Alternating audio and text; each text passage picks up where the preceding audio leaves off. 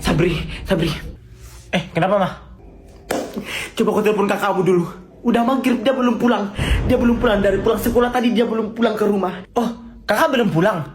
Kirain tadi udah pulang, Ma, terus pergi lagi. Belum, itu anak cewek satu. Cepat kau telepon sebelum bapakmu pulang.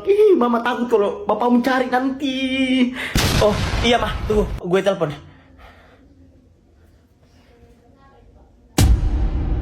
Ma, nggak aktif, Ma. Kakak. Papa pulang.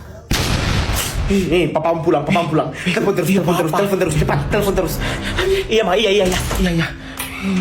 Siapa ya yang bisa gue telepon? Sayang, kamu udah pulang. Iya. Papa capek sekali nih. Sini tasnya, biar aku yang gantung. Anak-anak mana?